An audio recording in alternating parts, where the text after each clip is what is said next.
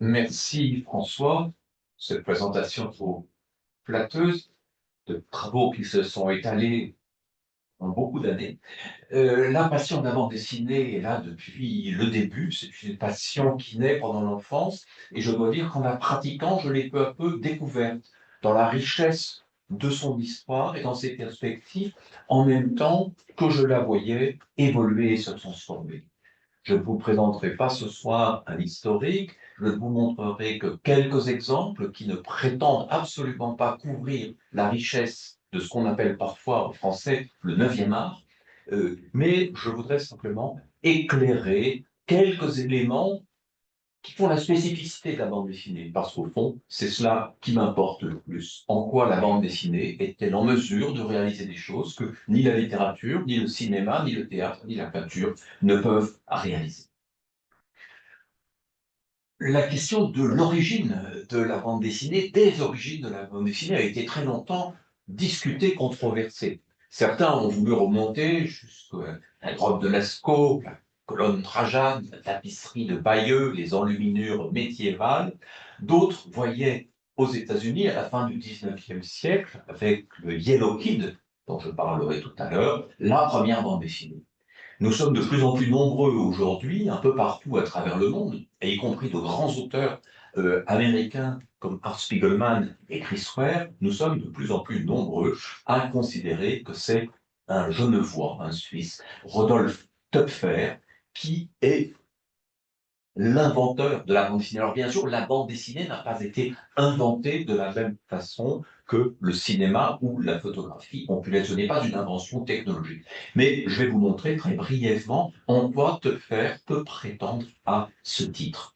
Alors voici un portrait du jeune Töpfer qui naît à Genève en 1799 et qui mourra assez jeune en 1846. Donc vraiment un auteur de la première moitié du XIXe siècle et qui publiera essentiellement à la fin des années 20, pendant les années 30 et le début des années 40. Donc la bande dessinée, si on accepte l'idée que Töpfer en est bien l'inventeur et le pionnier, la bande dessinée n'aurait non pas un siècle, comme on le disait il y a quelque temps, mais bel et bien 2 siècles.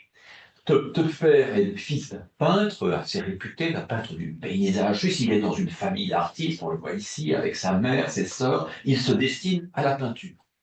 Mais il se trouve que, à l'âge de 20 ans, là il y a un peu plus que 20 ans, c'est un autoportrait plus tardif, à l'âge de 20 ans, étudiant aux Beaux-Arts à Paris, il se découvre atteint d'une maladie des yeux.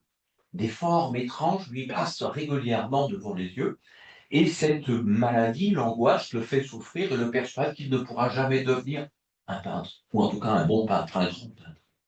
Mais toutefois, il aime le théâtre qu'il a pratiqué, il aime écrire, et il aime caricaturer.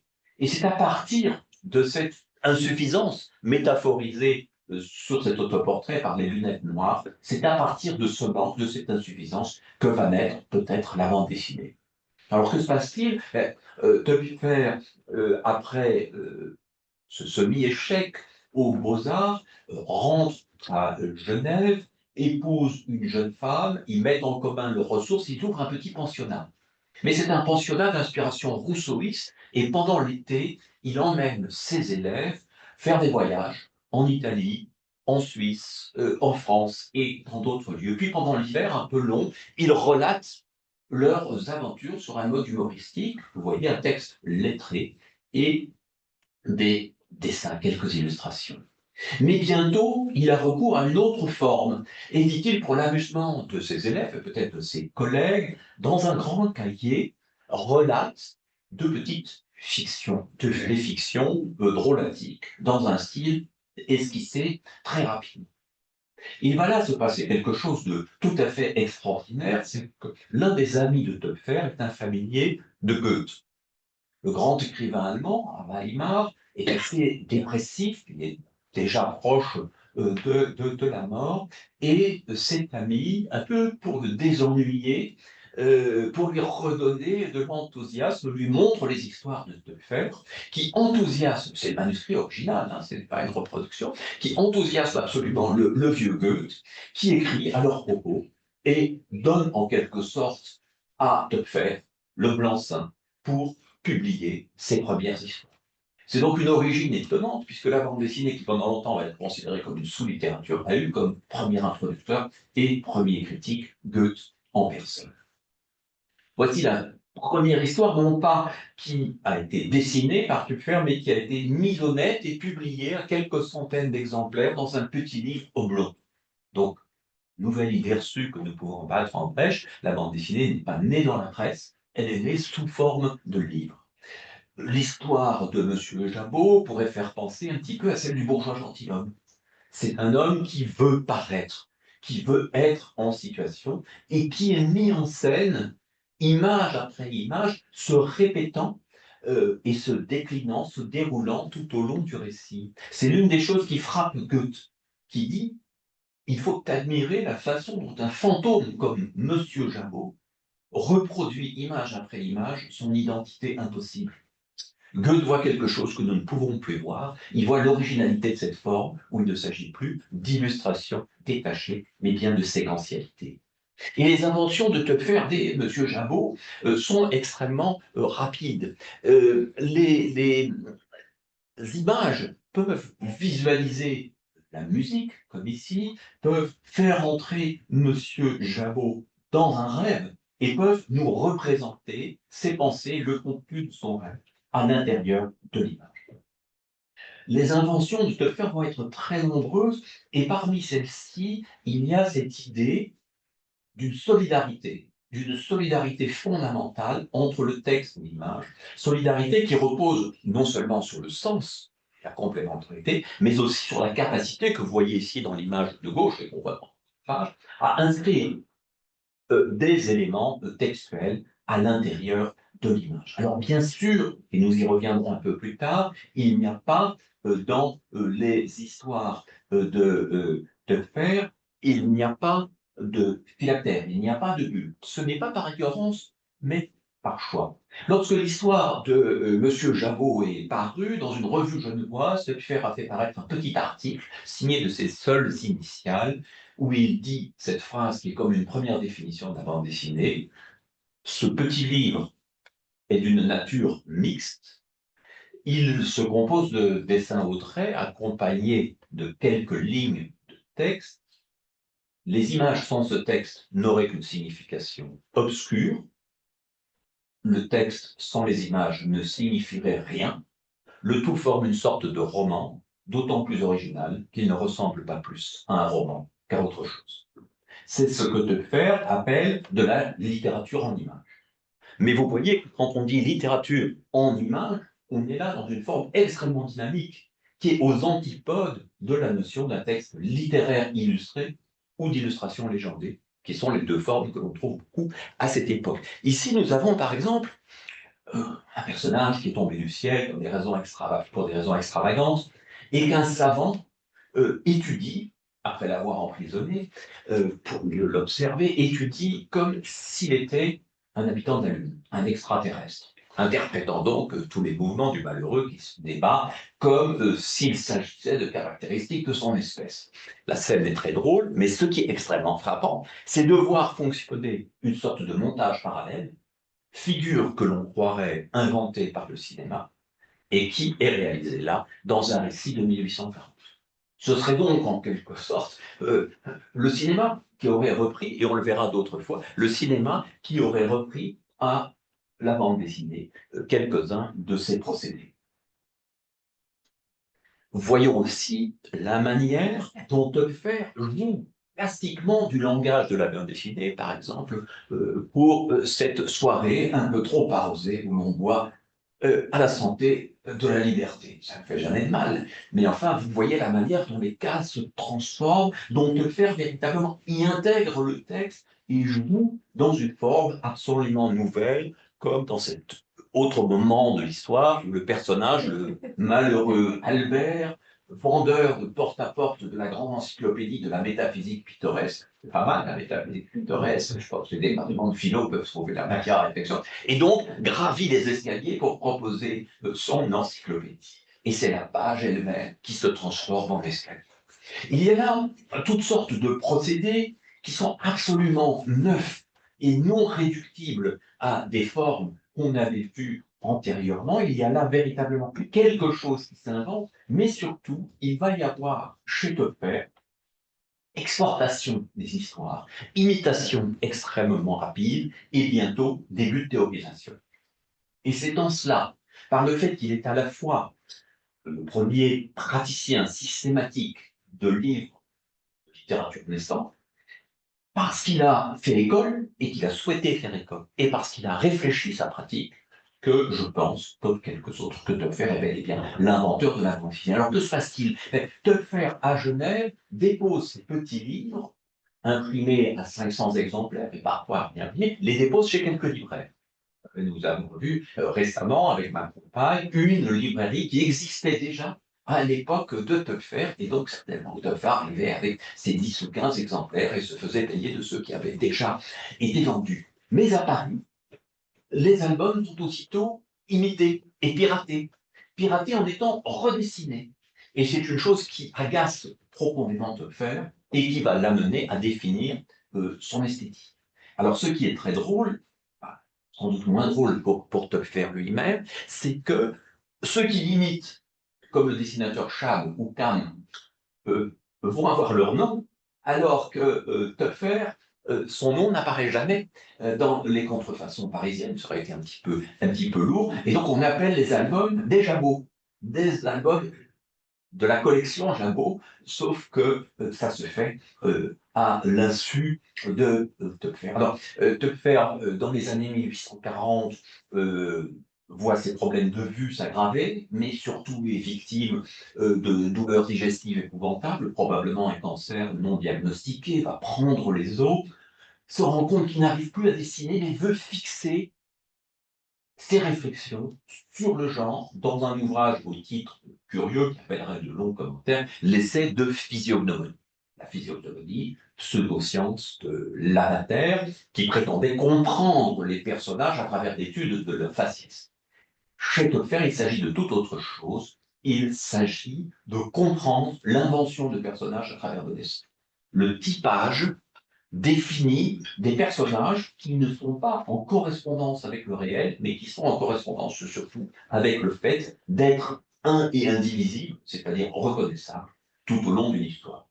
Et dans ce premier traité de bande dessinée, qui fait une soixantaine de pages, Töpfer, comme bien des années plus tard Will Eisner, comme encore d'autres années plus tard Scott McCloud, utilise une forme proche de la bande dessinée pour préciser sa conception de la bande dessinée. Donc là, c'est vraiment une invention tout à fait remarquable, extraordinaire. Et ce qui est remarquable dans le fond, évidemment, ne peut pas développer le système conceptuel de Töpfer dans les limites de cette conférence, mais ce qui est remarquable, c'est qu'il ne part pas d'un modèle, littéraire qu'il s'agirait d'adapter à l'image, il part d'une sémiologie visuelle fondée sur le visage et ses métamorphoses. Un personnage, selon Töpfer, est formé de traits permanents qui permettent de le reconnaître et de traits non permanents qui le rendent vivant et expressif.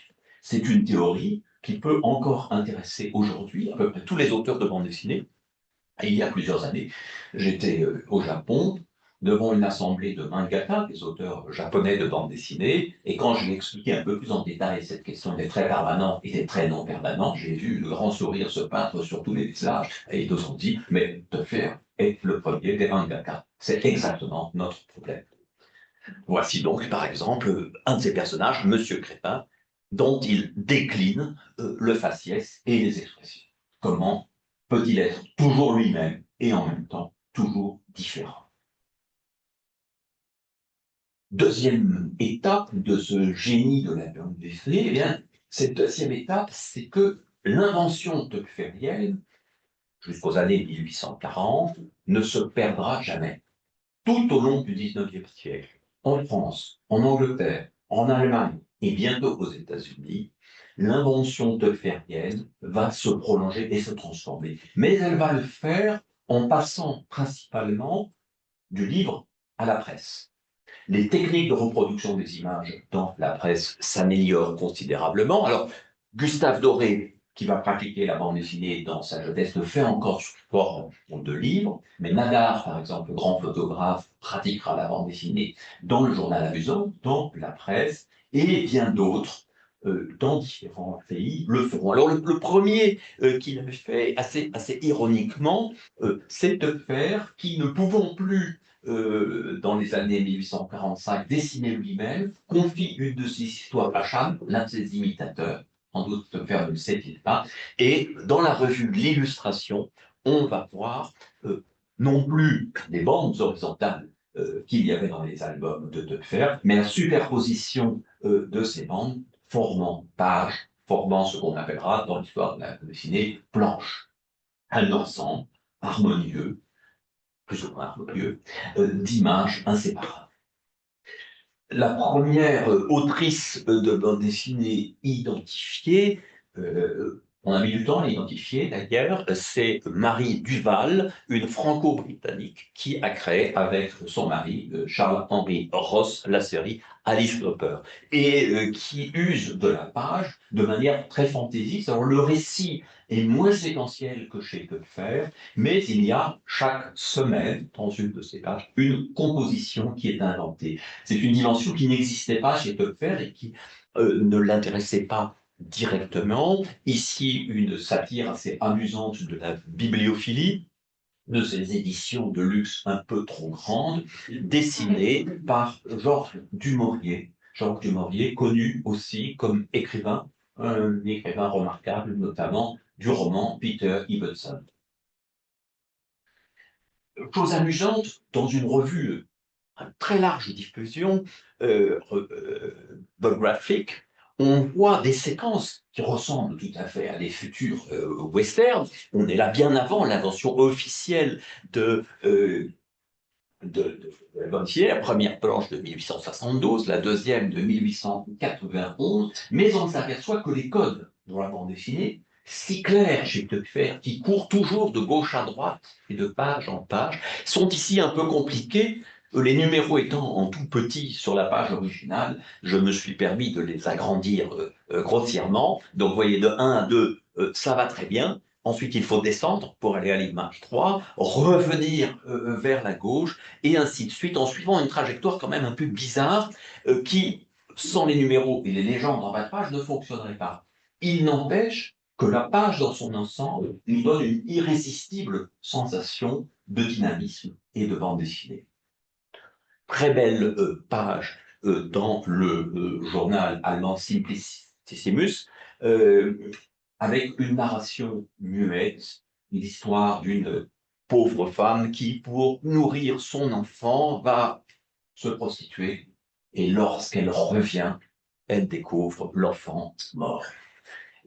Narration qui, elle, est d'une fluidité absolument parfaite et dont vous pouvez remarquer qu'elle n'a d'autre texte que son titre.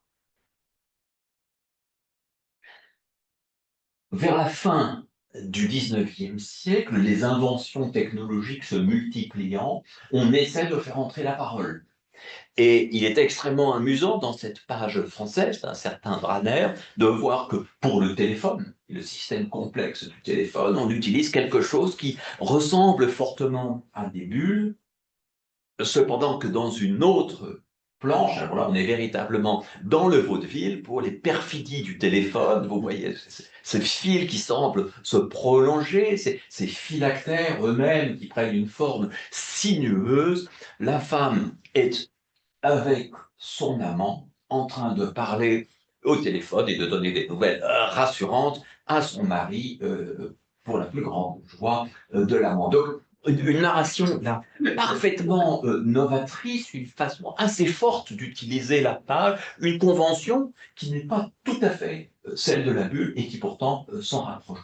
Restituer le son que le phonographe a déjà réussi à restituer. Une page admirable sur laquelle je suis désolé de glisser très très vite, surtout après avoir passé une bonne partie de la journée au MoMA et admirer, réadmirer notamment des monnaies. C'est une page tout à fait extraordinaire que celle-ci de Carandache qui date de 1888. Je vous rappelle que quand on parlait de l'invention par le Yellow Kid, on était en 1895. Donc là, vraiment, ceux qui arriveraient à me dire que ceci n'est pas une page de bande dessinée, je les renverrai à une relecture approfondie des écrits complets de Magritte et de Michel Foucault.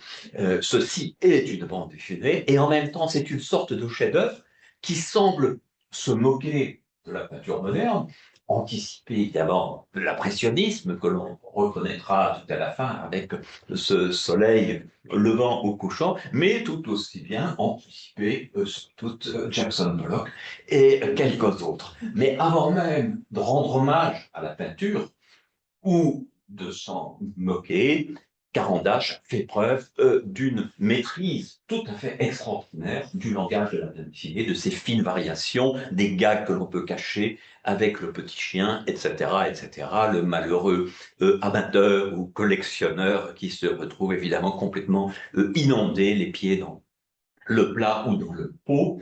Et vous remarquerez aussi, peut-être ne pouvez-vous pas le remarquer à cette distance, mais que cette peinture plus ou moins parodique est tout de même signée Carandache. C'est le tableau qu'il a choisi aussi. Et puis d'autres inventions, j'ai Benjamin Rabier, par exemple, qu'on connaît plutôt comme un illustrateur pour la jeunesse, un grand illustrateur animalier, et qui réalise des pages que l'on pourrait voir proches de Loulipo, l'ouvrage de littérature potentielle, ou même de son successeur et complément, Loubapo, l'ouvrage de bande dessinée potentielle, puisqu'ici il s'agit de faire une bande dessinée à hauteur de mouche ou à échelle de mouche, ou simplement de me raconter que l'histoire de Jean. Et vous voyez donc que ces exemples, qui ne sont que quelques-uns parmi des centaines d'exemples que l'on peut trouver dans ces revues, exemples longtemps méconnus, car ces revues n'étaient pas manipulables et que l'histoire de la bande dessinée se racontait à partir des livres, ces revues ont été récemment numérisées, à gauche et à droite, notamment par le site Gallica, mais il y a des sites britanniques, des sites américains et bien d'autres, qui ont exhumé toute une partie de l'histoire de la bande dessinée que l'on ne connaissait pas et que l'on n'intégrait pas au récit la concernant. Encore des inventions et des jeux se terminant par le personnage de la jeune femme qui regarde le kiosque dont elle fait elle-même. Voilà, vous voyez donc, souvent d'ailleurs les arts, c'est une chose intéressante, souvent les arts dans leur première période jouent de manière jubilatoire avec leur propre spécificité. Et c'est quand un langage s'est normalisé qu'il est utilisé finalement de manière plus transparente. Parmi les merveilles, et on oublie quelquefois d'en créditer le grand peintre qu'est Lionel Heininger, grand peintre allemand, ayant publié aux États-Unis, au début du siècle, plusieurs séries qui ne sont pas véritablement narratives, qui sont des séries poétiques, par un jeu d'association d'images et de textes absolument fascinants. Et cela apparaissait dans les plus grands journaux américains, en pleine page, en très grand format, et avec cette extraordinaire liberté, ces inventions, cet usage de la couleur, d'une couleur créée pour la bande dessinée en fonction des encres d'imprimerie, de ce que les journaux pouvaient réaliser. C'est véritablement des merveilles. Donc il n'y a pas là une bande dessinée primitive qui aurait attendu ensuite de grandes évolutions pour donner ses chefs-d'œuvre. Il y a ces bandes dessinées qui proposent des chefs-d'œuvre en une page. Car au fond, l'essentiel de ces ouvrages du XIXe siècle, ce sont des bandes dessinées qui parfois ont une continuité, mais qui quand même se donnent avant tout comme des événements hebdomadaires sur une grande page. Cela se continuera à travers une des séries les plus mémorables et les plus admirées de l'histoire de la bande dessinée, Crazy Cat de George Herriman, une œuvre d'avant-garde avec un langage presque joycien, une invention continue dans la manière de gérer la page et l'image, et qui sera affranchi finalement de beaucoup des contraintes de la bande dessinée d'aventure. Alors, nouvelle idée reçue qu'il faut essayer de combattre, parfois les idées reçues du monde. L'idée que tant qu'il n'y a pas de phylactère, ce n'est pas une bande dessinée. Donc je vais essayer de vous montrer le contraire, mais évidemment je n'arriverai jamais à le dire aussi bien, de manière aussi ramassée que Dan Pirobro dans cet excellent petit gag.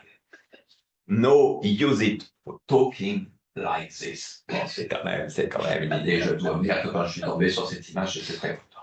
De temps en temps, c'est les bonheurs du chercheur de tomber comme ça. Alors, le phylactère ne fait pas la BD, puisqu'il peut exister des phylactères dans des œuvres que nous n'intégrons pas à la bande dessinée, ou d'ailleurs le phylactère n'a pas forcément fonction de rapporter du dialogue. Ce sont des banderoles qui peuvent expliquer, qui peuvent poser un certain nombre de choses, mais les personnages ne sont pas vraiment en train de dialoguer, même si, bien sûr, en regardant certaines miniatures, certaines planches médiévales, on peut dire qu'elles ont des affinités avec la bande dessinée, tout comme la colonne Trajane ou la tapisserie de Bayeux que j'évoquais tout à l'heure, ont bien sûr des affinités avec la bande dessinée, mais travaillons autrement. Le phylactère ne fait pas la bande dessinée car la caricature en a usé assez tôt. Donc ici une image de 1797 du caricaturiste anglais Jill Ray, autre de Cruikshank, qui se moquait avec une certaine constance de Napoléon. Napoléon est une cible particulière de ces caricatures et Napoléon parle en phylactère. Je ne sais pas si ça arrange beaucoup de choses. Mais dans la bande dessinée, l'illustration, dans les choses qui s'en rapprochent en France, Albert Robina, connu pour ses livres Le XXe siècle, La vie électrique, La guerre au XXe siècle, des livres d'anticipation, nous le voyons ici, par exemple, parodier une conversation mondaine où les propos de littérateurs, évidemment d'une grande bienveillance les uns envers les autres, et tout cela avec des phylactères, mais sans vraiment peut-être se soucier de leur lisibilité au sens classique, presque en faire des émanations de ce que sont les personnages. Alors venons-en à ce fameux Yellow Kid d'Autco, en lequel on a vu pendant longtemps, et beaucoup d'histoires de la bande dessinée, lorsque j'étais jeune, disaient enfin le Yellow Kid et Yellow Kid dans la bande dessinée. Et je ne chercherai pas dans mes propos à minimiser en quoi que ce soit l'importance de cette bande dessinée qui a proposé une sorte de deuxième naissance de la bande dessinée, puisque le succès de ce personnage conduira de grands patrons de presse, Hearst et Pulitzer, à miser sur la bande dessinée, à s'arracher les personnages et les dessinateurs, et à augmenter ainsi les ventes de leurs journaux, faisant de ces artistes souvent les collaborateurs les mieux payés de leur journal.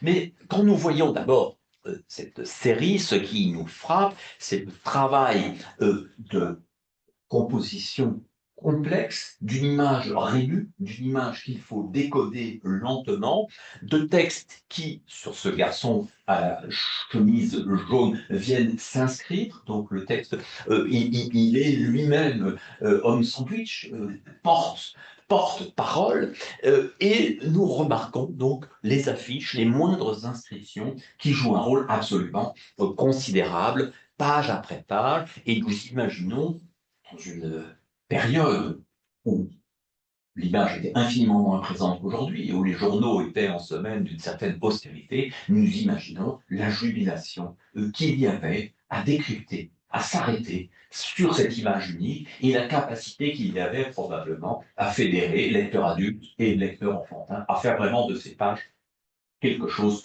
de tout à fait familial. Et quand nous regardons certaines de ces grandes images compliquées, nous voyons que déjà des bulles sont utilisées, mais sont utilisées au milieu du reste, sans privilège particulier, et parmi ceux qui usent des bulles, les perroquets sont privilégiés. Le chat aussi.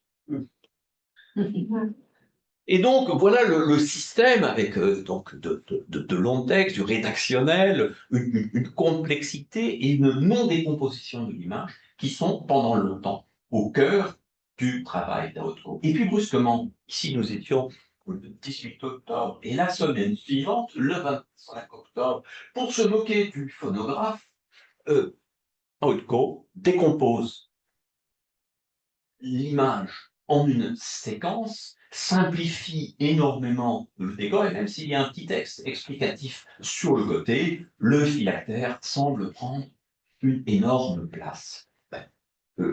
Plusieurs théoriciens se sont intéressés, notamment Thierry Swalbrod, qui a écrit des choses remarquables, se sont intéressés à ce mécanisme et au fait que le phylactère ait d'abord une intention parodique, puisque c'est la voix d'une machine. Et la parodie est double, puisqu'en fait, la machine ne marche pas, c'est un leurre, c'est pour les gogos. Ce qui marche vraiment, c'est le perroquet qui s'y est caché. Donc, vous voyez, un usage moqueur du phylactère et non pas l'idée d'une grande trouvaille qui révolutionne notre rapport à l'image.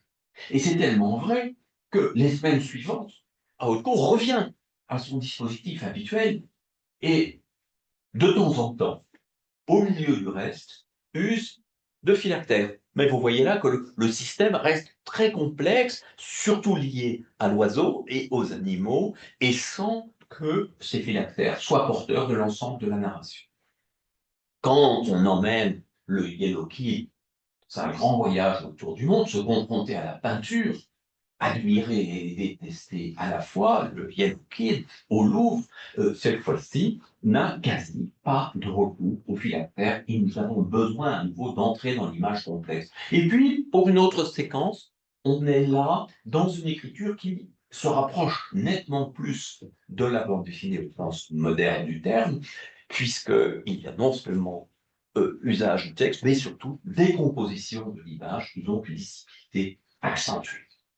Et lorsque Aolko, un peu plus tard, et encouragé par d'autres collègues qui ont aimé et adopté le procédé, lorsqu'il crée Buster Brown, là, nous entrons non seulement dans les gender studies, avec le travestissement de ces enfants et les coiffures insolites, mais aussi dans une forme qui ressemble extrêmement fortement à celle de la bande dessinée qui suivra. Une sorte de classicisme est en train de se poser, mais c'est donc une invention qui ne s'est faite que petit à petit, et il n'y a pas eu d'eureka. Il n'y a véritablement pas eu de moment où on peut dire, ça y est, avec Otto, la bande dessinée est née. Bien sûr, d'autres auteurs, dans les mêmes suppléments pour la jeunesse, comme ici Hopper avec Happy Hooligan, ou Dears avec les Katzenjammer Kids, des séries qui vont être traduites assez rapidement, qui vont circuler à travers le monde. Ils reprennent ce système et donc popularisent quelque chose qui, aux États-Unis d'abord, puis dans d'autres pays, s'appellera comics et s'imposera comme la forme reine de la bande dessinée. Toutefois, une immense tradition, et une tradition extrêmement importante et redécouverte, va pratiquer la bande dessinée tout au long du XXe siècle et même au-delà, sans avoir recours à cette écriture.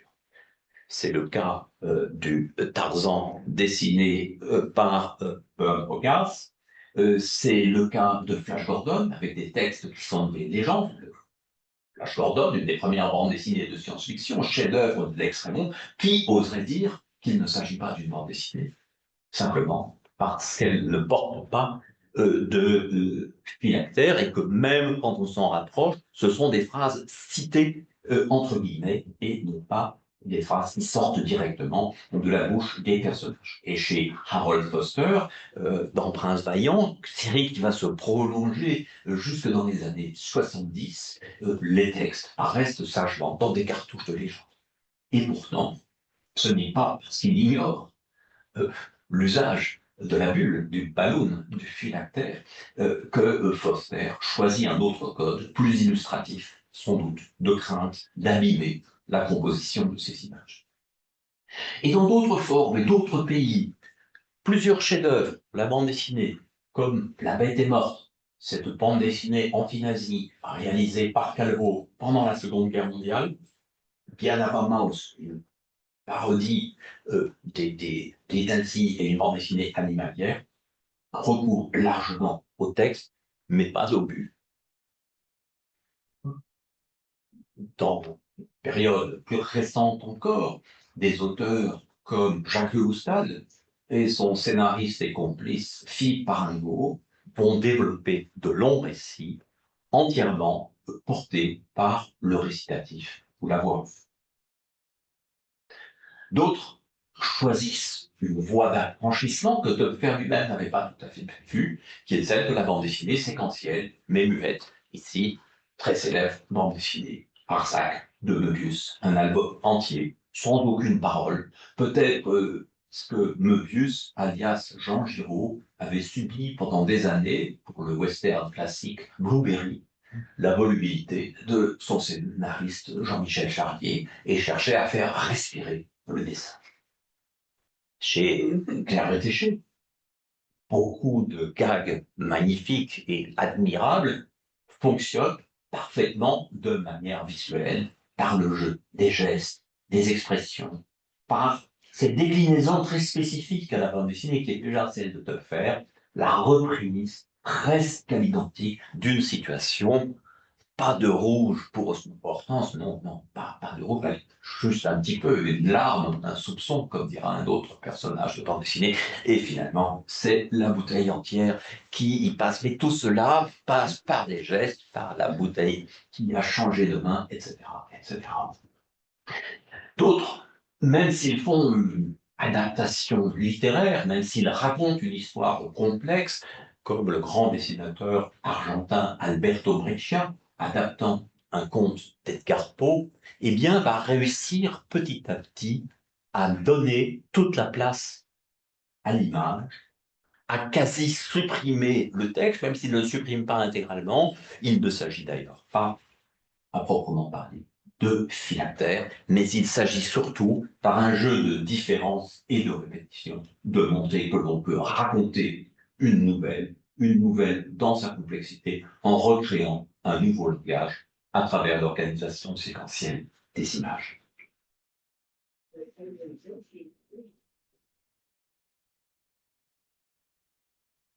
Nouvel aspect, et donc vous voyez que je brouille la chronologie, je reviens, je reprends autour de thématiques un peu différentes. Et l'une de ces thématiques est absolument fondamentale et va faire passer la bande dessinée de ce qu'on pourrait appeler la séquentialité à un jeu de métamorphose, la faire passer d'un modèle que l'on pourrait dire mécanique et quasi ferroviaire, les images s'ajoutant les unes aux autres, à un système métamorphique qui nous rapprochera de l'évolution, de la transformation et peut-être de cet enrichissement plus ou moins conscient du darwinisme que beaucoup d'auteurs feront vers la fin du XIXe siècle. Très très célèbre séquence, là on est tout au début du XIXe siècle, comment transformer un visage. Poire, cette séquence célébrissime fera que tout dessin de Poire, sous le règne de Louis-Philippe, sous la monarchie de Juillet, tout dessin de Poire deviendra une critique, une allégorie du régime, et cette image sera reprise par beaucoup d'auteurs. Mais vers la fin du XIXe siècle, vers le début du XXe siècle, nous allons voir un auteur de génie, un contemporain de Rothko, de Hopper sans H, de Diaz et de bien d'autres, Winsor McCay, tirer parti, non pas d'une évolution séquentielle, mais d'un processus de transformation, d'une transformation à vue, on pense quelquefois au film de Méliès. Voilà, dans cette séquence un peu moins connue, les rêves de l'amateur de fondu au Chester, ces rêves provoqués par une digestion un peu difficile, par d'autres, peut-être d'autres craintes, un homme qui hésite quelque peu à se fiancer, qui va dire à sa fiancée « You are a puzzle to me », et va la voir se défaire proprement, tomber en miettes, et peut-être lorsqu'il se réveille, remet-il en question la date prochaine du mariage. On ne sait pas si Freud a vu cette page lors de son séjour aux États-Unis, mais je pense qu'elle l'aurait enchanté. Lorsque Mackay était le plus actif, l'interprétation des rêves n'avait pas encore été traduite, mais la rencontre entre ces deux formes est absolument magique. Et donc, ces processus de transformation sont absolument constants, animer l'inanimé, figer ce qui avait l'air vivant, et donc ici, vous le voyez, il faut se méfier des sacs à main, surtout quand ils sont en peau de crocodile ou d'alligator. Je vous évoquais la référence à Darwin. Et on peut se dire, cet intellectuel fabule et propose des interprétations délirantes. Wilson Paquet et les autres n'avaient pas le temps de lire l'évolution des espèces ou l'origine de l'homme. Eh bien, je crois que le darwinisme, qui a été extrêmement caricaturé, qui a donné lieu à énormément de caricatures, à travers ces caricatures, s'est popularisé. Il nous a donné l'idée d'un monde instable, d'un monde où la forme des êtres et des choses pouvait être menacée. Et donc, ici, dans cette page, la référence est absolument explicite. Et donc, j'étais là aussi très heureux, comme ça, de temps en temps, on trouve des choses qui confirment une intuition qu'on a. Et donc, le personnage, là, cet homme, c'est sérieux. Darwin, qui sait, qu'est-ce que c'est que cette fumisterie? Bon, des choses qui pourraient encore servir, hein, et cette page écrite peut-être de circuler dans certains lieux. Et évidemment, il est pris dans une sorte de dénégation du réel et immédiatement pris dans des transformations épouvantables que son épouse appréciera relativement peu. Mais donc, un arbre aussi peut prendre vie dans une série comme Little Nemo in Slumberland, développée pendant une grande décennie par Winston McCay. Chaque page nous réserve une surprise et chaque page non seulement joue avec cette thématique, le rêve, le cauchemar, l'angoisse, la métamorphose, mais chaque page en même temps nous propose un ensemble qui joue très spécifiquement et très fortement avec la forme bande dessinée. Nous percevons la page comme une totalité, depuis son bandeau-titre jusqu'à sa chute, toujours la même. Le petit Nemo se réveille, et donc ce n'était qu'un rêve, mais il ne se réveille pas toujours de la même façon ni dans la même position, même si le lit, nous avons retrouvé beaucoup. Mais chaque page nous propose quelque chose qui est à la fois un récit et un tableau. Et ça, c'est un des points absolument fondamentaux de la bande dessinée naissante, cette capacité à nous proposer quelque chose qui se donne d'un coup d'œil et émerveille, d'autant que les journaux dans lesquels paraissait Little Nemo étaient très grands. Et donc, ces pages jouaient le rôle vraiment d'un écran de cinéma, enfin quelque chose de tout à fait spectaculaire, et qu'en même temps, on avait besoin de la décoder. Alors, on pourrait analyser très longuement une page comme celle-ci, puisque derrière l'apparente répétition et les formats inchangés des images, nous voyons une sorte de très étrange mouvement de caméra où l'on s'approche en même temps qu'on s'éloigne et où on découvre, chose que le dessinateur français Gottlieb, bien des années plus tard, reprendra, il est très difficile de faire entrer une girafe dans une case de grands. Mais un éléphant, c'est pas facile non plus. Et regardez cette esthétique depuis le haut, le bandeau titre qui nous conduit de gauche à droite avec cet ensemble de phylactères, et puis ces mouvements extrêmement élégants qui obligent notre œil à voyager dans la page, à rejoindre Nemo et la princesse, à se laisser hisser par l'éléphant, à remonter en même temps que notre regard remonte, puis à tomber, mais à tomber comme on tombe d'un lit quand on est petit, c'est-à-dire sans véritable danger. Regardez comment, année après année, passage de l'an, Mackay invente des formes nouvelles. Regardez comme il profite du passage de la première bande d'images à la seconde pour avoir une ellipse extraordinaire et nous construire à travers toute la page une sorte de grand rectangle. Des inventions qui sont des inventions plastiques, des inventions graphiques, des inventions narratives, et bien sûr des inventions poétiques, puisque c'est une série qui très tôt introduit la poésie à l'intérieur de la bande dessinée.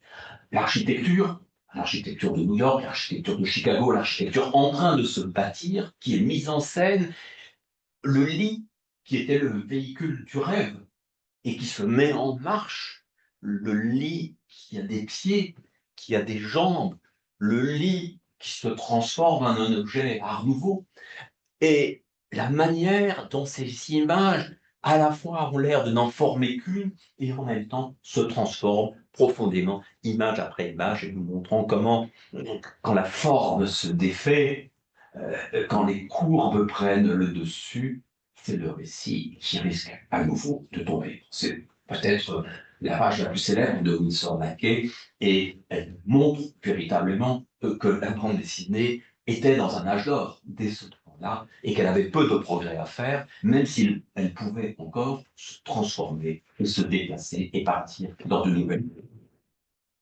La bande dessinée, chez McCay, est toujours prête à ressurgir comme code, mais pas un code qui serait là pour introduire une distanciation, mais pour introduire une dimension de rêverie supplémentaire, le dessin, le plaisir du dessin, la ligne, l'entrecroisement des images et des situations peuvent donner naissance dans des formats nouveaux à de nouvelles manières de raconter. Laissons là Winsor McCay, même si je ne saurais trop vous inviter à le lire et le relire, il a été réédité récemment. Jouer avec le médium, oui, jouer avec le médium, nous en avons déjà pas mal d'exemples, et c'est une des caractéristiques de la bande dessinée, et notamment des formes brèves en bande dessinée, que de dire « anything can happen in a comic strip ». Oui, il peut y avoir une jubilation, y compris enfantine, à lire une bande dessinée, et en même temps à savoir que c'est une bande dessinée, que c'est du dessin, que ce sont des lignes, que ce sont des tâches. Il peut y avoir du plaisir, comme dans cette bande dessinée moins connue que le Nemo, de la même période, de Charles Froebel, paraissant d'ailleurs dans le même journal, où on s'aperçoit que toute page de bande dessinée est une architecture, que toute page de bande dessinée est une sorte d'immeuble, qu'il peut y avoir des fenêtres, qu'il peut y avoir des escaliers, et que notre œil lui-même est amené à la dévaler. Alors, l'un des auteurs récemment redécouvert qui a le plus joué avec cela, c'est Frank King, dans cette merveilleuse série appelée Gasoline Alley. Puisqu'on est un homme, n'est pas un garagiste, qui découvre un landau abandonné, un couffin abandonné sur le pas de sa porte, qui cherche à placer le petit enfant qui s'y trouve, et finalement, ne trouvant personne, l'adopte et devient son oncle. Et nous allons suivre pendant des dizaines d'années dans cette série le vieillissement de l'oncle et la croissance du garçon qui devient un enfant, un adolescent, un adulte qui lui-même deviendra père beaucoup plus tard. Donc une série qui joue avec le temps du lecteur, le temps de la presse, mais qui en même temps joue très régulièrement et très fréquemment avec la forme même de la bande dessinée. L'inscription ici et à plusieurs reprises d'un losange à l'intérieur de la page, voilà une maison qui se bâtit et que l'on peut parcourir en tous sens, de toutes sortes de manières. Mais on peut faire d'autres jeux en creusant un trou. Un enfant peut avoir le sentiment qu'il percera les secrets de l'univers, qu'il atteindra l'autre côté, et voici comment le lecteur, la lectrice sont amenés à retourner la page. Encore une autre page tout à fait admirable, où le trajet du personnage de Walt, le trajet est évidemment impossible spatialement et en même temps évident plastiquement. C'est un jeu entre 2 et 3 dimensions que l'auteur réussit avec une extrême souplesse, tout comme le grand auteur français Fred, auteur de la série Philémon, Philémon qui voyage dans un monde de lettres, eh bien, Philémon, lui aussi, nous propose un jeu sur la page avec une trajectoire théoriquement impossible et pourtant totalement évidente. Il arrivera même que les paradoxes de la lecture soient au cœur du récit, puisqu'ici, le lecteur, descendant partant d'abord sur la droite, se fait entendre dire « le lecteur a tout détraqué, cette page doit se lire dans l'autre sens », mais si on la prend dans l'autre sens et qu'on remonte, on se retrouve tout simplement au point de départ. C'est une série qui pourtant parle à l'imaginaire de tous les enfants, qui se donne dans une simplicité narrative et une poésie très évidente, et qui n'hésite pas à mettre en scène des paradoxes liés au médium. Une nouvelle chose, un nouvel élément. Manque-t-il le son à la bande dessinée? Est-elle en attente du passage au dessin animé ou au cinéma pour s'accomplir véritablement? Non. La bande dessinée propose bel et bien un monde sonore, elle se donne à entendre en même temps qu'à voir, suivant tout un jeu de figures que Will Eisner, par exemple, dans la série Love Spirit, a utilisé brillamment, mais que bien d'autres auteurs, et parfois dans des bandes dessinées d'allure classique, ont fait valoir. Alors, je vous avais épargné Hergé jusqu'à présent, même si c'est l'auteur certainement sur lequel j'ai le plus écrit. Et on s'aperçoit dans cette page, ou cette quasi-page, du début de l'affaire Tournesol, que le son est omniprésent. Le dring, dring de la première case, qui prépare le brom de l'orage à la fin. Et cette manière de matérialiser le mouvement, le son, jusqu'à la manière de raccrocher le téléphone, qui sera au cœur de tout l'album. Mais dans Les Bijoux de la Castafiore, album tardif et autoparodique d'Hergé, où la cantatrice et son accompagnateur Igor Wagner s'invitent au château de Moulinsart, les gammes vont absolument envahir l'espace, y compris les fausses notes, et si cela ne suffit pas, il y a le disque que la Castafiore a offert et le perroquet, le fameux perroquet, qui déjà séduisait Rothko, qui déjà était là dans le Yelfi et qui ici va nous proposer tout un jeu de mise en abîme. Alors, jouer avec un univers sonore, c'est aussi pouvoir, pendant cette parodie de tournage télévisuel, sans doute un écho de ce que Hergé a dû subir un peu trop souvent, montrer que même dans le noir, un récit peut continuer et être parfaitement clair. Nous savons, n'est-ce pas, qui peut crier ciel mes bijoux.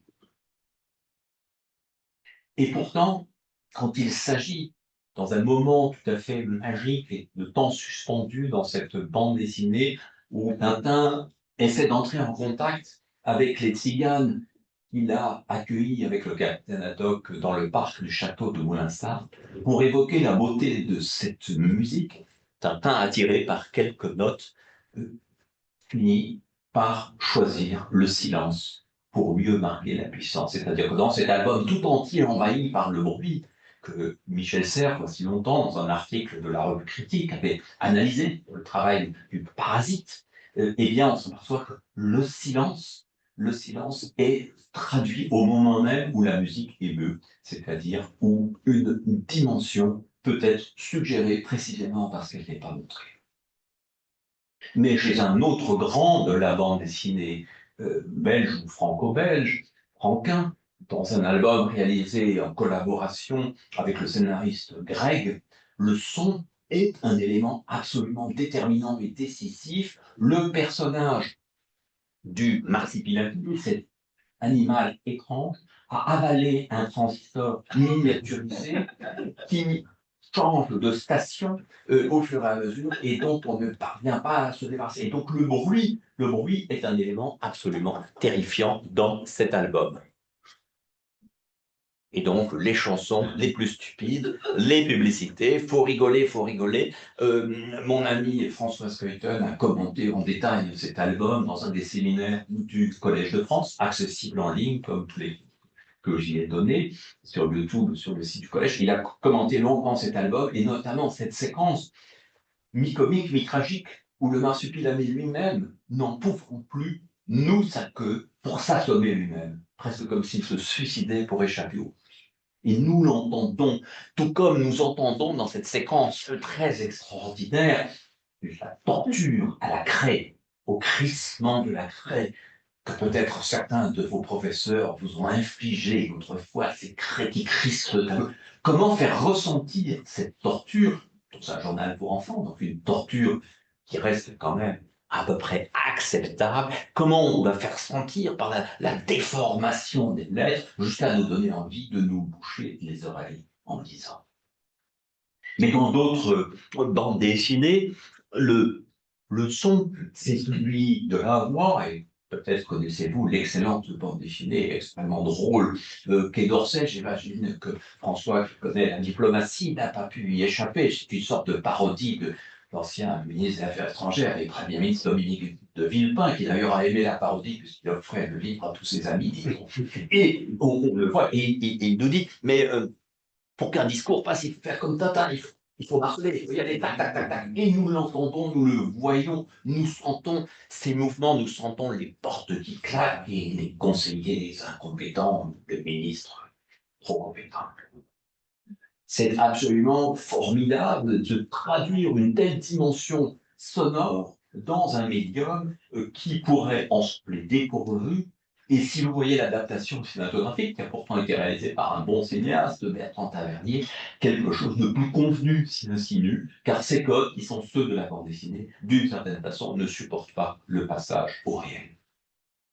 On peut jouer avec des musiques, l'histoire d'un piano travaillant sur des demi-tons racontés par Zeina Abirached dans le piano oriental, montrant aussi bien les pas, les gestes, tous les mouvements des personnages, tout ce qui peut être sonorisé. Et donc, ça peut sembler très étrange de choisir la bande dessinée pour raconter cela, et pourtant, ça marche parfaitement. Il est vrai que tout ou presque avait été théorisé par Franklin dans cette page de 1915, How to be a comic artist in one lesson. Je ne sais pas si ma leçon à moi sera aussi efficace que celle-ci, qui vous décline différentes figures, notamment les chocs, et très étrangement, beaucoup de ces codes ont passé les océans et se retrouvent dans les bandes dessinées les plus diverses, comme si Franklin avait dès cette époque réussi à identifier des invariants, des universaux de la bande dessinée. On approche de la fin, rassurez-vous, peut-être une dizaine de minutes avant vos questions. La bande dessinée, bien sûr, si elle a donné naissance à de nombreux chefs-d'œuvre, des chefs-d'œuvre en une page, des chefs-d'œuvre romanesques, des chefs-d'œuvre humoristiques, ces dernières années, s'est ouverte non seulement aux femmes qui était un peu le parent pauvre de la bande dessinée, c'était un médium très masculin, ouvert aux dessinatrices en même temps qu'à de nouvelles catégories de lectrices, mais la bande dessinée s'est ouverte dans tous les sens du terme à de nouveaux genres, à de nouvelles façons de travailler et de raconter. Ici, une page de Chloé Cruchonnet dans son très bel album Mauvais genre. Alors, en un sens, les choses ont commencé avec un vétéran de la bande dessinée, nous avons déjà vu une page, Will Eisner, l'auteur du Spirit, dans les années 40, qui à un moment, voulant raconter une histoire autobiographique et un peu plus sérieuse, invente le terme de graphic novel. C'est avec le livre A Contract with God, c'est d'autant plus étrange que ce livre est formé de 4 nouvelles. Donc ce n'est pas véritablement un graphic novel, mais celui de petit format, paraissant chez un éditeur qui n'est pas un éditeur de bande dessinée, ouvre un nouveau public et il y a une nouvelle façon de composer la page, d'intégrer, comme vous le voyez ici, le texte lettré à l'image. Bien sûr, une date fondamentale est faite par quelqu'un qui vit et travaille quelques centaines de mètres d'ici, Art Spiegelman, non seulement le responsable, avec sa femme Françoise Mouly, d'une revue extrêmement influente, qui a été Row, qui a accueilli des bandes dessinées innovantes venues de partout, mais qui, sous forme de chapitres, pendant des années et des années, a publié ce chef-d'œuvre, Mouse, qui va véritablement ouvrir la voie au graphic novel. Il va se passer quelque chose dans la tradition américaine où finalement on était habitué au comic strip et au comic book. Il va se passer quelque chose qui va permettre à la bande dessinée d'entrer non seulement dans les librairies, mais dans les bibliothèques et de trouver peu à peu un rayon, une place à soi, une respectabilité, puisque, on le sait, Maus recevra le prix Pulitzer avant d'être enseigné, qui est lu partout, sauf récemment dans quelques endroits. Et donc, beaucoup d'autres auteurs et autrices vont sentir qu'il est possible de raconter à peu près tout, y compris les choses les plus intimes, les expériences historiques les plus fortes, les reportages les plus risqués, de la fiction et de la bande dessinée du réel, à travers la bande dessinée.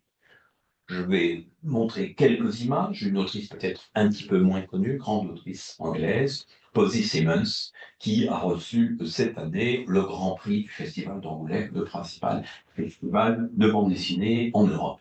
Et donc, elle commence dans les pages du Guardian par cette transposition, on ne peut pas parler d'adaptation, cette transposition de Madame Bovary, devenue Gemma Bovary. Vous remarquez dans cette première page presque une surabondance de textes et des variations typographiques, et l'idée que oui, une bande dessinée va aussi se lire. Et puis, livre après livre, elle se rapproche d'une écriture peut-être plus aisément lisible, et ici, c'est en s'inspirant d'un roman de Thomas Hardy qu'elle raconte une histoire. Elle joue aussi beaucoup avec les milieux littéraires qu'elle parodie très volontiers. Véritablement, si Topfer parlait de littérature en estampes, avec Posy Simmonds, on est bel et bien dans le roman en bande dessinée ou dans ce qu'on appelle quelquefois le roman graphique. Certains s'illusionnent un peu sur ce terme en croyant qu'il y aurait une frontière nette entre BD et roman graphique, entre comics et graphic novel. Alors, il m'est arrivé comme ça de voir des gens à qui je disais oui, j'écris des bandes dessinées. Oh, non, non, vous écrivez des romans graphiques, monsieur. En réalité, quand ils paraissaient pour la première fois, c'était des bandes dessinées, et 20 ans plus tard, édité dans un nouveau pays, c'était devenu des romans graphiques. Mais c'était la même chose. Il ne s'agit pas d'une lettre de noblesse, mais peut-être d'une manière de s'adresser à un public un peu plus littéraire, un peu plus exigeant et un peu plus féminin. Donc, vous voyez que chez Posy Simmonds, on peut arriver, comme chez d'autres, à des pages muettes ou quasi muettes. Et dans Cassandra Dark, son plus récent roman graphique, inspiré cette fois d'un conte de Noël de Dickens, elle joue à nouveau avec d'autres formes, et notamment toutes les variations de l'image, tous ces jeux sur la manière d'inscrire le texte dans l'image, de donner voix par le texte et la manière de l'écrire, où l'on retrouve parfaitement les leçons de Topfer. Nouvelles écritures, cela veut dire aussi peut-être la possibilité pour un dessinateur d'utiliser plusieurs styles à l'intérieur du même livre, de travailler une sorte de fantastique graphique ou de polygraphie. Et c'est le cas notamment dans ce magnifique récit autobiographique de David B., qui a connu, je crois, pas mal de succès aux États-Unis, traduit sous le titre Épileptique.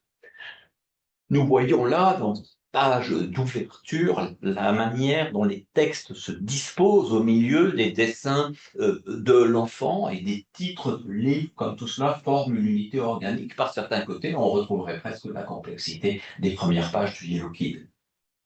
Vous voyez ici, venez découvrir l'intérieur de la tête de David Bay à la fin des années 70. Nous entrons par le dessin et les métamorphoses du dessin et les différences de style du dessin et d'inscription de texte à l'intérieur d'un cerveau. Ce qui sera de plus en plus le cas dans les bandes dessinées qui vont se développer. Cette idée que nous ne sommes pas là simplement pour décrire un monde, mais d'une certaine façon pour le faire vivre, pour le faire ressentir, à mesure peut-être que les dimensions autobiographiques vont se développer.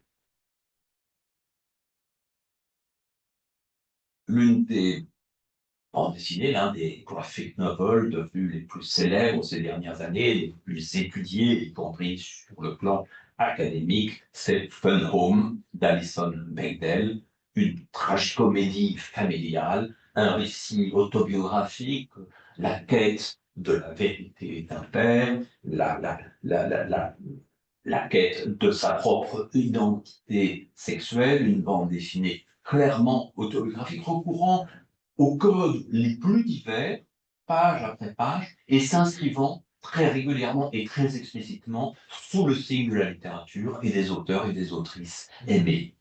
Une forme de récit autobiographique dont on ne se serait pas attendu il y a 20 ans à ce que la bande dessinée puisse la traiter et qui devient, avec d'autres récits comme Persépolis de Marjane Satrapi et bien d'autres, comme une évidence. Comme si, en décidant, en écrivant manuellement, on était déjà dans l'acte autobiographique, comme s'il y avait une sorte d'évidence et de transparence par le simple style que l'on choisit. Alors cela prendra les formes les plus diverses. L'un des auteurs que j'aime énormément, c'est Craig Thompson. J'ai eu la chance d'être l'éditeur de la version française de plusieurs de ses albums, et notamment de cet énorme livre Blankets, où il propose une sorte d'histoire de son enfance. Mais au lieu de la raconter linéairement et case après case, c'est par toute une série de métaphores visuelles qu'il nous la relate, et notamment celle de ce patchwork de couverture, oui, de couverture, qui va se retrouver un peu partout dans le livre et devenir la forme même de la bande dessinée. Vous voyez, dans une histoire comme celle-là, qui fait 600 pages à peu près, donc où il n'est plus question d'être absolument dense dans chaque page, vous voyez la manière dont des éléments métaphoriques, des éléments allusifs, des éléments même purement décoratifs peuvent prendre place, tandis que la narration continue à progresser. D'autres pages, elles, ont une forme tout à fait classique avec les personnages. Mais c'est bien cette liberté que l'ampleur et l'ambition narrative donnent à ce qu'on appelle le roman graphique. Et dans une autre œuvre, Habibi, un conte oriental, Craig Thompson jouera notamment sur toutes les possibilités visuelles que l'écriture arabe va lui donner, transformant le paysage en lettres et faisant naître de la lettre des lignes qui s'insinuent partout. Il n'y a plus véritablement de limite qui est donnée, ni même d'ailleurs de limite à la page. Comme vous le voyez, la page peut être envahie entièrement par une seule image. Bien sûr, je choisis ici quelques exemples particulièrement révélateurs. Bon, j'en profite pour faire une remarque incidente, qui est que projeter des extraits d'une bande dessinée ou même des pages d'une bande dessinée est une expérience de nature fondamentalement différente de la lecture. Tout d'un coup, nous sommes sensibles à des détails du dessin, des détails des codes, des détails de l'organisation plastique de la page, alors que quand nous lisons, bien sûr, ces cases, souvent très petites, deviennent des mondes, et particulièrement pour l'enfant lecteur, il n'a pas besoin, d'une certaine façon, que ces pages explosent sur l'écran pour avoir le sentiment d'immensité, entrer dans un monde de science-fiction, dans un univers imaginaire, dans une bataille de l'Antiquité. C'est un paradoxe tout à fait curieux et je m'en suis rendu compte souvent en montrant la bande dessinée. Montrer la bande dessinée, c'est la prélever, c'est la transformer, mais c'est d'une certaine façon aussi permettre peut-être de sentir l'art des dessinateurs et des dessinatrices qu'on voit moins, qu'on sent moins lorsque nous sommes pris dans une lecture enthousiaste et continue. Je n'ai pas beaucoup parlé du Japon. Et pourtant, je m'intéresse beaucoup à la bande dessinée japonaise, celle de Katsuhiro Otomo, celle de Jiro Taniguchi et celle de bien d'autres.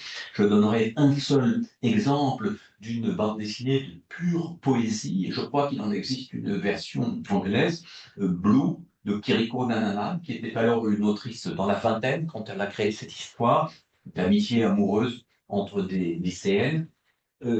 Et il y a, par rapport aux préjugés sur les mangas, comme ça, les mangas qui seraient tous uniformes, qui seraient tous avec des grands yeux, des grandes bouches ouvertes, il y a une économie de moyens, une beauté, une place accordée au silence dans cet album, qui est tout à fait fascinante et donc une scène emblématique et que j'aime montrer parce que je crois qu'elle montre aussi ce qu'est le génie de la bande dessinée, ce que peut être l'art de la bande dessinée par-delà les traditions et les continents. Dans cette scène de couple de cheveux, où le récit est réduit mais à presque rien et en même temps nous dit quelque chose comme un adieu à l'adolescence avec la longue chevelure, sacrifier la complicité des deux amies dont l'une coupe les cheveux de l'autre.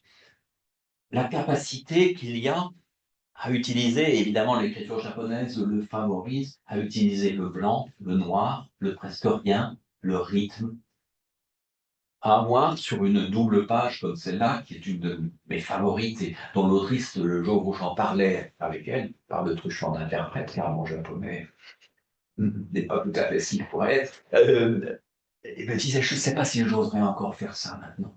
Et en même temps, dans la quasi-naïveté de ce premier album, cette beauté du rythme qu'installe la lecture, et qu'hélas, la traduction en français ou en anglais ne retrouve pas tout à fait, malgré toute la bonne volonté d'ailleurs des traducteurs et des éditeurs. Mais c'est amusant parce que là aussi, qu'est-ce que c'est l'art?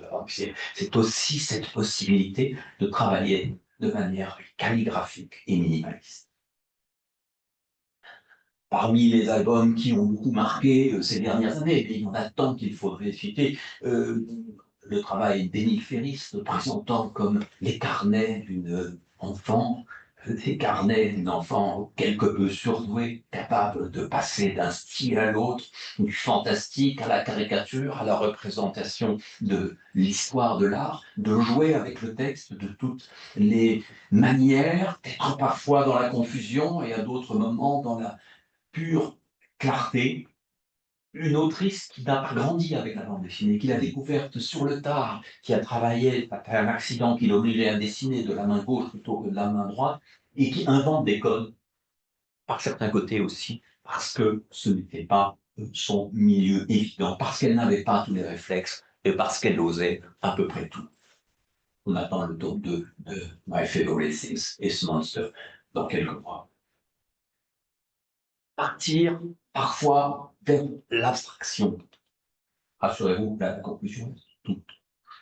Entrer véritablement dans la conscience, se dire que la bande dessinée peut tout exprimer, c'est notamment ce que fait l'un des plus grands auteurs d'aujourd'hui, notre Victor Mackay, un génie incontestable, Chris Ware. Chris Ware qui a fait Jimmy Corrigan, Building Stories et tout récemment Rusty Brown. Dans Rusty Brown, un chapitre nous présente en 72 pages la vie d'un personnage quelconque, même un peu antipathique, depuis la naissance jusqu'au dernier souffle. Et chaque année est une page. Chaque page est une année, mais pas une année qui raconterait ce qui s'est passé, une année qui parvient à nous faire saisir par une série d'éléments ce qui a marqué ce moment. Le style même se transforme et se complexifie. L'apprentissage du langage, l'adolescence, dont il ne sortira pas bien vite, les premières amours, l'idéalisation, le temps qui passe et se défait, les vies passées, des vies possibles représentées par une petite case bleue. À chaque moment, l'extériorité et l'intériorité qui se combinent, le dessin qui se transforme. Voilà véritablement, chez un auteur comme Chris Ware, des frontières qui sont atteintes et l'idée de se rapprocher de la mémoire, de la sensation, du rêve, de la peur, du fantasme, du récit, et finalement de nous donner le sentiment que la bande dessinée, dans sa complexité et son éparpillement, avec cet assemblage étrange de couleurs, de mots, de textes, de sons, avec ces enchaînements pas forcément séquentiels, peut se rapprocher de quelque chose comme le fonctionnement de notre cerveau. Gilles Deleuze parlait à propos de la peinture, de cette combinaison nécessaire de concepts, de percepts et d'affects.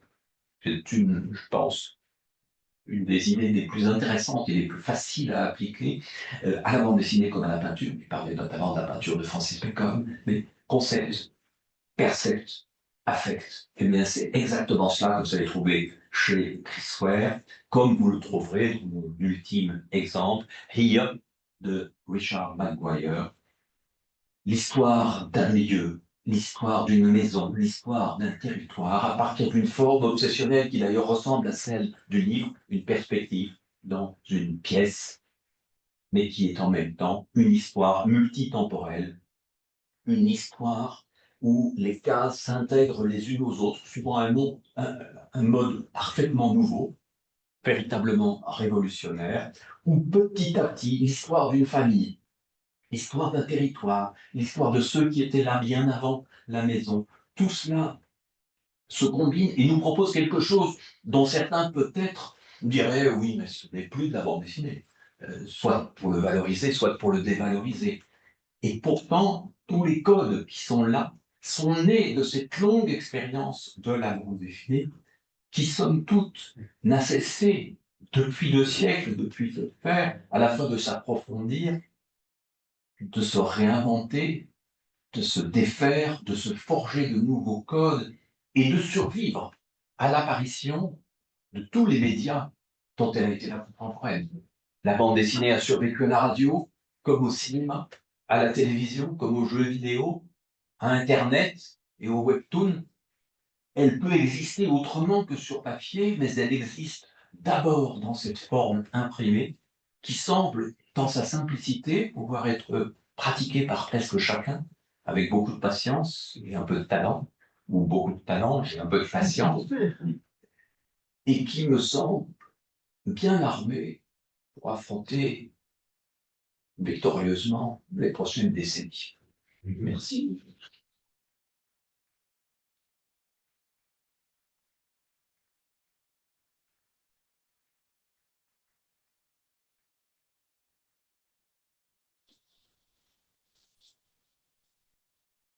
Avez-vous des questions?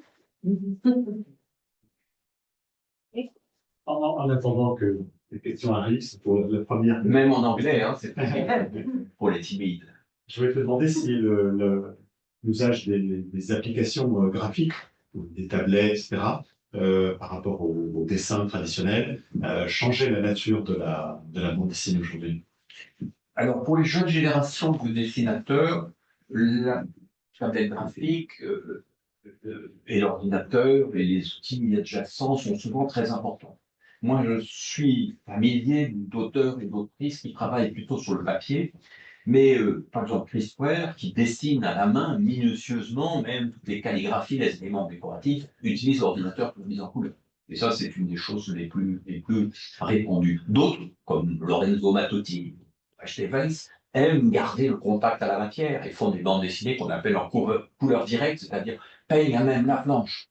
Je crois que l'outil numérique se développera de plus en plus pour les auteurs et les autrices. Par contre, la forme papier reste aujourd'hui, je crois, la plus pertinente pour l'objet bande dessinée. Donc ce n'est pas parce qu'une bande dessinée a été créée numériquement qu'elle doit nécessairement être lue sous cette forme-là. Mais il me semble que même à l'intérieur des nouveaux supports, quelque chose de la continuité de la bande dessinée, par exemple le strip, la forme du strip, peut parfaitement fonctionner sur un smartphone. Il n'y a aucune difficulté à retrouver l'équivalent de la lecture dans le journal, hein, celle qui a fait le succès, par exemple, des Peanuts, ou de Calvin et Hobbes, ou de tant d'autres, chez Mafalda, etc. Il n'y a aucune difficulté à le retrouver, par exemple, quotidiennement, sur son téléphone. Voilà. Mais François Skelton, avec qui je travaille depuis pas mal d'années, et quelques autres, nous restons assez attachés finalement à ce geste du dessinateur, à ce grattement. À cette plume qui gratte sur le papier, à ce plaisir de hachurer, à ce plaisir de mettre en couleur, voilà. La dimension artisanale de la bande dessinée ne nous rebute pas, et je crois que beaucoup d'auteurs sont d'accord avec cela. Maintenant, évidemment, à chaque génération, ces outils, et puis les conditions économiques de production ont changé, et peut-être l'outil numérique permet-il aussi parfois de gagner du temps. Merci pour cette brillante politique stimulante, convaincante de la bande dessinée. Ma question, mes doutes, c'est sur le national. Vous avez circulé entre plusieurs espaces nationaux, la Suisse, les États-Unis, la France, la Belgique, la Grande-Bretagne, le Japon. Donc ma première question, c'est est-ce qu'il y en a d'autres? Et ma seconde, c'est qu'en est-il, vous, en tant qu'analyste, circuler dans un genre installé dans le transnational, mais qu'en est-il des circulations réelles entre ces différents espaces nationaux? Et si je vous pose la question, c'est parce qu'on parle souvent de la bande dessinée américaine, la bande dessinée franco-belge, italienne, le manga. On a tendance à singulariser ces traditions nationales, alors que vous avez montré qu'il y avait de le faire. Oui, il est certain qu'on pourrait faire une approche extrêmement différente de la bande dessinée. Il m'est arrivé de le faire d'ailleurs, s'intéressant davantage aux traditions nationales. On peut très bien dire qu'il y a eu une spécificité, par exemple, du comic strip américain, par le système des syndicates qui réussissaient à faire rayonner des bandes dessinées à travers tout le pays, puis d'un pays à l'autre. Il y a des spécificités indéniables de la forme manga. On peut donc s'attacher à cela. Il se trouve que beaucoup de figures qui m'intéressent, on les retrouve d'une tradition à l'autre. Donc c'est cela qui m'a le plus intéressé, c'est de dire, plutôt que de faire ces divisions en grands mondes, et c'est vrai que les trois mondes qu'on analyse souvent, c'est le monde nord-américain le monde européen, mais disons assez largement franco-belge, il faut y ajouter la Suisse à cause de Pfeffer et de quelques autres, et le monde du manga. En faisant cela, on donnerait l'impression que ces traditions se sont développées indépendamment les unes des autres. Or, je l'ai montré au début avec Topfer, par exemple, la circulation est extrêmement rapide et les influences d'un pays à l'autre, pas forcément par le grand public, mais au moins par les professionnels, étaient très importantes. Ces dernières années, avec les grands festivals et avec Internet, il y a une connaissance immense des traditions, au moins par ceux qui pratiquent. Par exemple, de grands auteurs japonais comme Jiro Taniguchi ou Katsuhiro Otomo, Otomo qui a fait Akira, étaient des lecteurs assidus de la revue française Metal Hurlant, devenue aux États-Unis Heavy Metal. Euh, Hollywood connaissait, les art directeurs de Hollywood connaissaient sur le bout des doigts les travaux de Bilal, de Mézières, de Möbius, avant même que les albums soient traduits. Hein, donc, ça, c'est des choses très importantes. Si on veut être honnête, la bande dessinée s'est développée dans pratiquement tous les pays, sauf les dictatures. Bande dessinée et dictature ne font pas très bon ménage, et généralement, les bandes dessinées, par ses liens avec la caricature, est perçue comme subversive. Et elle l'est souvent. Et certains dessinateurs l'ont payé de leur. La caricature peut faire peur, d'ailleurs, au point de disparaître de certains journaux. Et ce lien fait que la bande dessinée, donc, hormis les dictatures de plus en plus nombreuses, donc la bande dessinée est menacée, elle a existé dans presque tous les pays. Il y a une histoire de la bande dessinée au Brésil, une histoire de la bande dessinée en Argentine. J'ai cité Breccia, immense auteur. Il y a une histoire de la bande dessinée portugaise, danoise, australienne, néo-zélandaise, etc. Donc, et même chinoise. Alors que la Chine n'est vue qu'assez tardivement à la bande dessinée. Et donc, il est impossible, hélas, d'être tout à fait érudit dans l'ensemble de ces productions, puisque nous dépendons beaucoup des traductions. Et que tout n'est pas traduit. Et donc là, je réponds peut-être à la deuxième partie de votre question. Si le langage de la bande dessinée est somme toute assez universel, et si Chris Ware, Paul C. Simmons, David B. peuvent être lus et aimés par Jeanne Sartre, y compris dans le monde entier, les marchés sont très différents. La Grande-Bretagne, par exemple, a privilégié une certaine tradition qui emprunte à la tradition nord-américaine, mais pas tout, et qui connaît très mal la bande dessinée franco-belge, pourtant toute proche. Le marché de la bande dessinée aux États-Unis est assez peu ouvert à la bande dessinée européenne, alors que le marché français, aujourd'hui, francophone, est extraordinairement accueillant par rapport à la bande dessinée nord-américaine et a fait très régulièrement. Modica, le dernier album de Dan Close, a reçu au Festival d'Angoulême le prix du meilleur album, mais en même temps qu'il est célébré aux États-Unis. La bande dessinée japonaise est extrêmement présente en France, la bande dessinée européenne assez peu présente au Japon. Ce sont les marchés protectionnistes. Nous avons eu la chance, pour le travail des cités obscures, avec François Skelton, il y a quelques années, d'être traduit par une actrice japonaise passionnée, et même de recevoir, quel honneur, le Grand Prix Manga. Mais ça n'a pas ébranlé les foules au Japon, c'est resté une affaire d'esthète, ça n'a pas changé. Grosso modo, c'était des albums faits pour les auteurs, les esthètes, les passionnés, les lettrés, mais pas pour le public du manga. Donc voilà, l'édition reste quand même déterminée par des conditions très spécifiques. Le plus grand marché de la bande dessinée est le marché francophone, de très loin. C'est celui qui traduit le plus. C'est le deuxième pays du manga.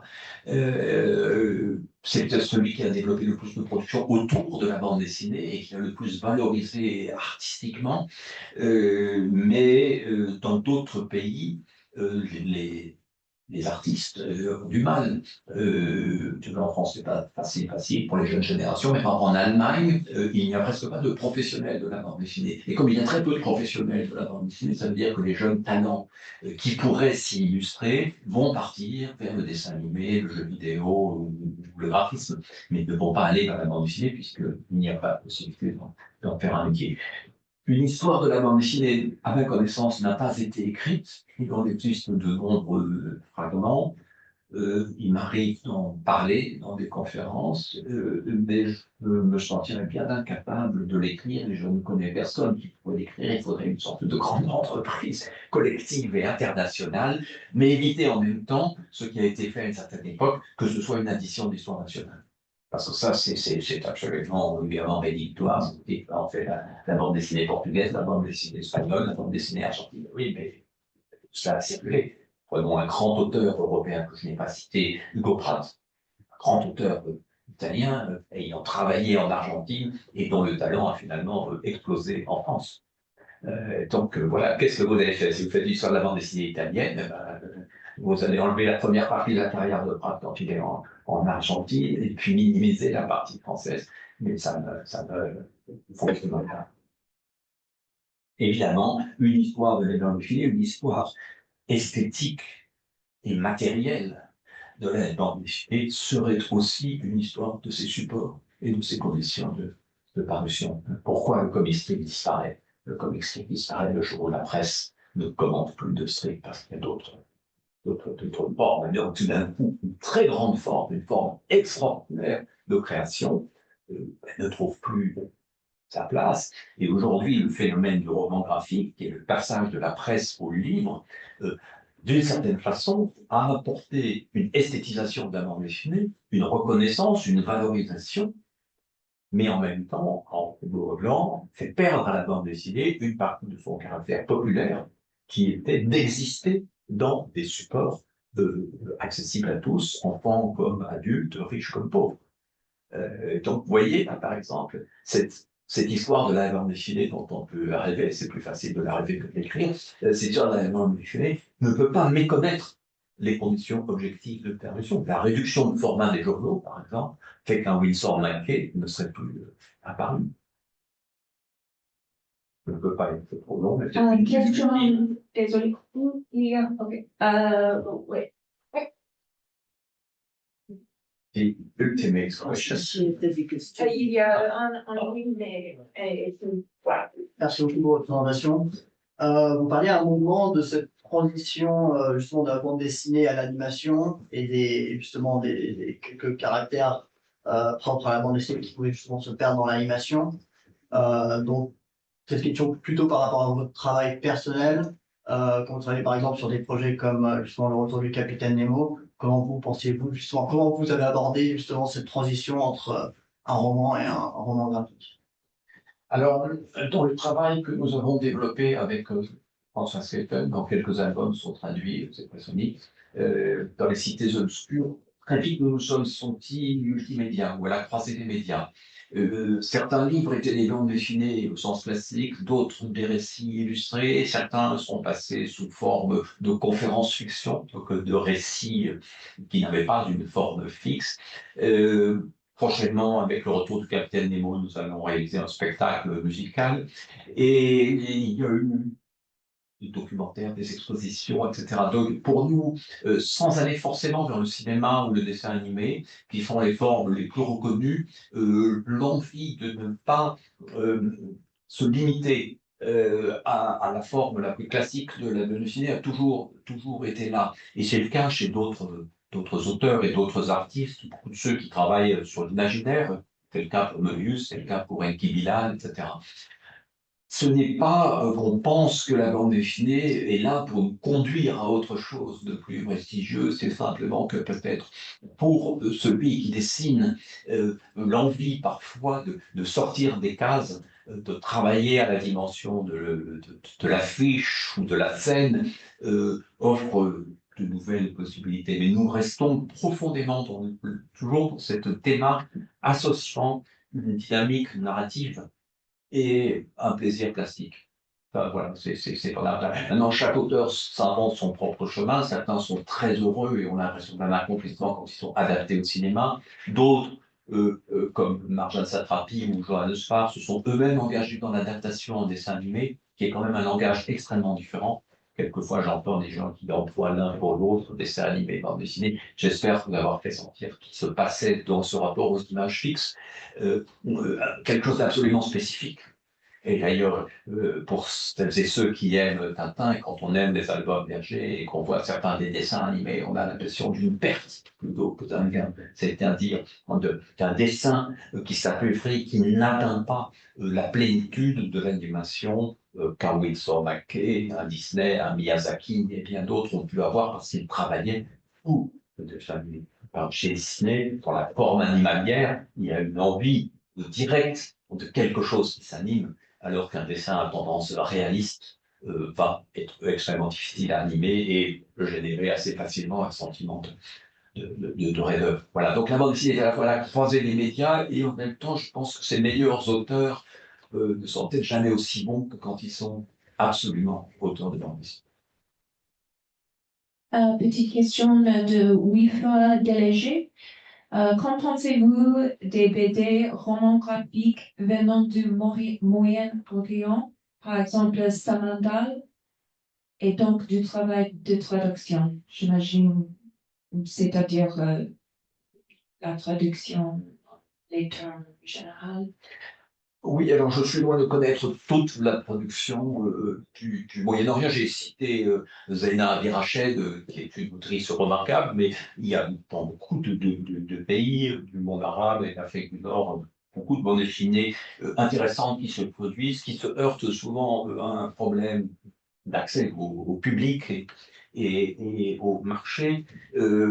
Je pense qu'en tout cas dans le monde francophone, on est de plus en plus accueillant à des bandes dessinées venues d'ailleurs et que les réflexes un peu nationaux et nationalistes qu'il y avait à une certaine époque sont tout à fait terminés.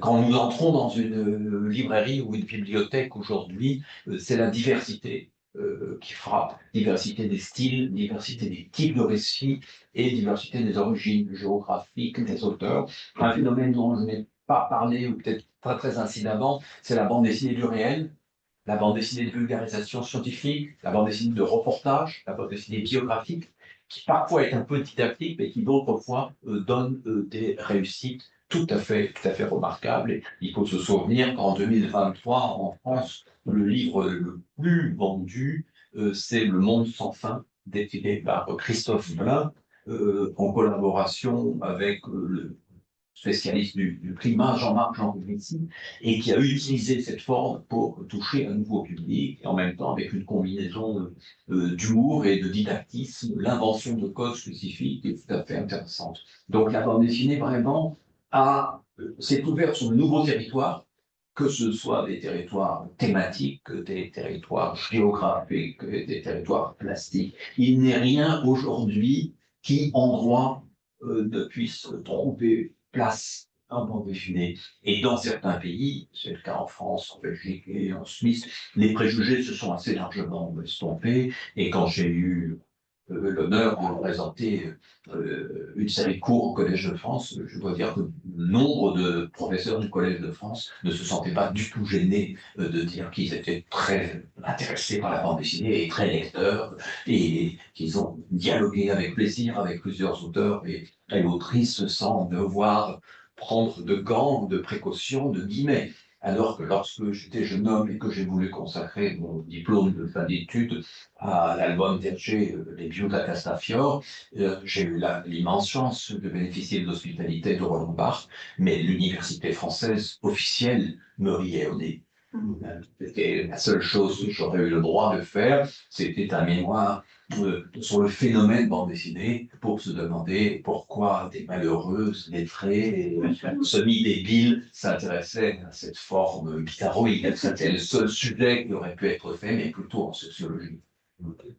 Aujourd'hui, on a bien changé. Et Catherine Meurice, grande autrice, est entrée à l'Académie des Beaux-Arts, Emmanuel Guibert, autre grand auteur brillant, et ça ne soulève aucune ironie, aucune protestation. Et quand Johan Soir est interrogé sur France Inter ou France Culture, personne ne lui dit mais vous qui faites des petits Mickey, pourquoi tenez-vous de parler de l'Ukraine ou d'autres sujets? Bon, bah, je crois que tu es sur cette note très optimiste qu'on peut terminer et te remercier énormément pour cette